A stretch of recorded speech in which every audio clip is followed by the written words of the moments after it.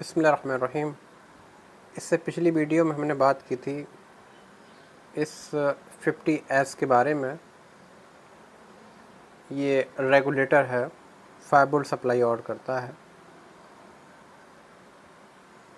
ये रेगुलेटर है, इसके ऊपर लिखा होता है 50S। ये ख़राब था, हमने यहाँ लगा था,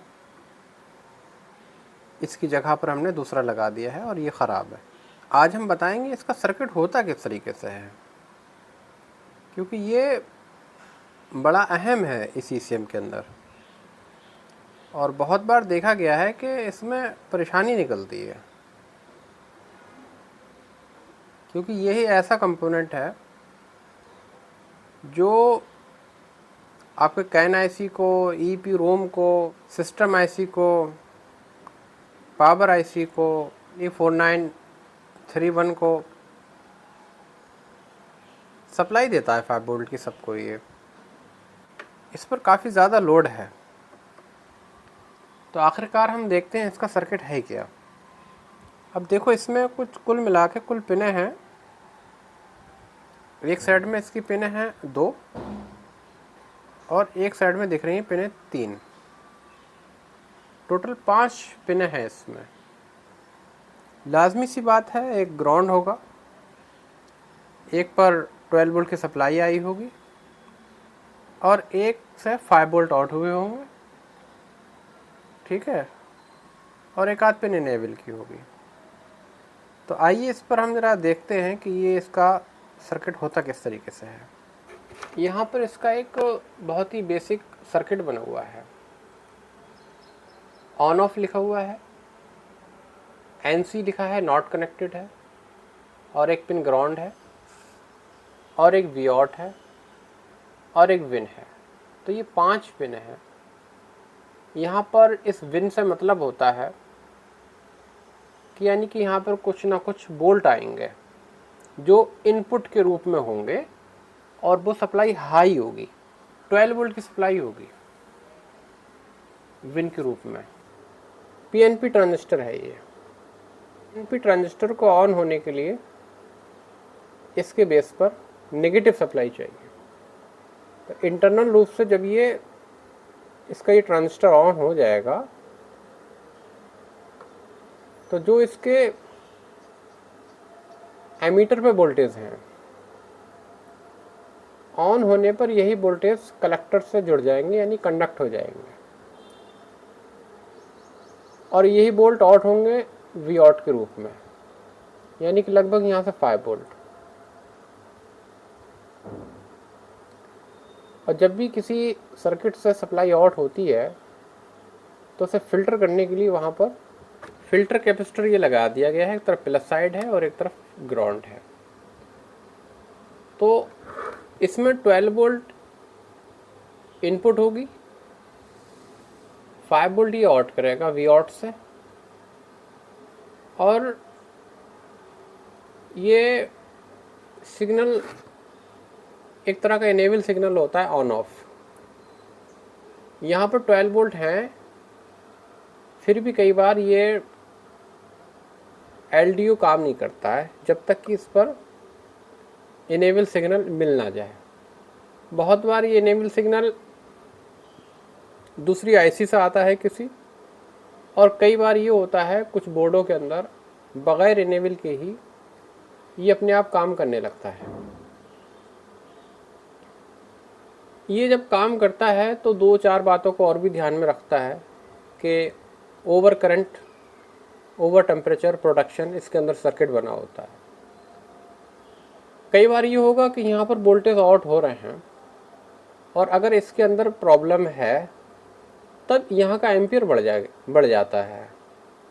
तो एम्पियर बढ़ने की वजह से वोल्ट हैं, फिर भी वो वोल्ट दूसरे सिस्टम IC, कैन IC या EEPROM या MCU के लिए सही नहीं होते, उसके अकॉर्डिंग नहीं होते, कंपेटेबल नहीं होते उसके लिए। तो यहाँ पर ये सिर्फ वोल्ट आउट होना काफ़ी नहीं है, बल्कि इसके अंदर का ये over current, over temperature production section का भी प्रोटेक्शन सेक्शन का भी सही होना ज़रूरी है। तो इससे पिछला बार हमने देखा था, पिछले पार्ट में हमने तो बोल्ट आउट हो रहे थे, फिर भी वो कैन नहीं बन रही थी, और जब इसको हमने चेंज किया तो वो कैन बनने लगी। तो इसका मतलब यही रहा होगा कि इसका ये वाला इंटरनल सेक्शन ठीक नहीं है, जो ये आउट नहीं हुए यहाँ पर 5 बोल्ट। आइए मैं ज़रा इन पिनों के बारे में और दिखा देता हूँ आपको। ये कुछ इसका इस तरह से रहता है। पिन नंबर 1 ये है, 2 ये है, 3 ये है, 4 ये है, 5 ये है। कुल 5 पिनें होती हैं इसमें, और इसकी पिन 5 पिन हो गई इसकी, 1 2 3 4 5। पिन नंबर जो 1 है ये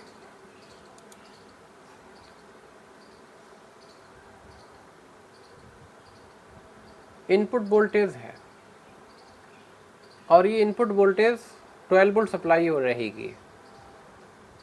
फिर देखें आप, ये बता रहा है ग्राउंड, यानी कि बैटरी वाला ग्राउंड इसे मिलना चाहिए, कॉमन ग्राउंड जो इसकी रिक्वायरमेंट है। तीसरा कह रहा है ऑन ऑफ, ये आपका एक तरह का इनेबल होगा, ये इस आईसी को, इस एलडीओ को एक्टिव या डिसेबल कराने के लिए। लेकिन कई बार बगैर इस सिग्नल के भी ये इनेबल हो जाता है, लॉजिक हाई इनेबल इनपुट, ठीक है, तो ये इनेबल रहता है। और एनसी यानी कि नॉट कनेक्टेड, किसी से कनेक्शन नहीं है इसका, ये पिन खाली छोड़ दी गई है। और चौथा आ जाता है वी आउट, यानी कि ये आउटपुट है, और यहाँ पर आपको एक कैपेसिटर लगा होगा जो इस वोल्ट को स्टोर करेगा और फिल्टर करेगा। तो ये इसकी छोटी सी डिटेल थी, इस तरह की डिटेल्स, और आईसी के अंदर का स्ट्रक्चर क्या है, आईसी किस तरह से काम करती है, ये आपको जानना है तो आप हमारा ECM एक्सपर्ट का क्लास ज्वाइन करें। हम काफ़ी कोशिश करते हैं कि आईसी के इंटरनल सर्किट का बहुत डेप्थ के साथ बताएं, और उनका कॉन्सेप्ट, अपने स्टूडेंट का कॉन्सेप्ट जितना क्लियर कर सकते हैं कराएं, ताकि वो अच्छे तरीके से समझ सकें, उसके इंटरनल सर्किट को समझ सकें कि कोई आईसी किस तरह से काम कर रही है, और क्या क्या उसकी रिक्वायरमेंट होती है किसी आईसी की, क्या क्या और कब उसके आउटपुट निकलते हैं, कब आईसी अपने आप को सेफ मोड में ले आती है, कब आईसी और किस तरह से एमसीयू के साथ में कम्युनिकेशन करती है। इस तरह से ECM के अंदर जो यूज़ होने वाली मोस्टली आईसियाँ हैं, तो उनकी हम बहुत डेप्थ में की जानकारी प्रोवाइड कराते हैं। हमारे एक न्यू बैच है, इसी सप्ताह स्टार्ट होने जा रहा है, और जो ज्वाइन करना चाहते हैं इसे ज्वाइन कर सकते हैं। जल्द ही किसी दूसरे वीडियो में मिलेंगे। Thank you so much.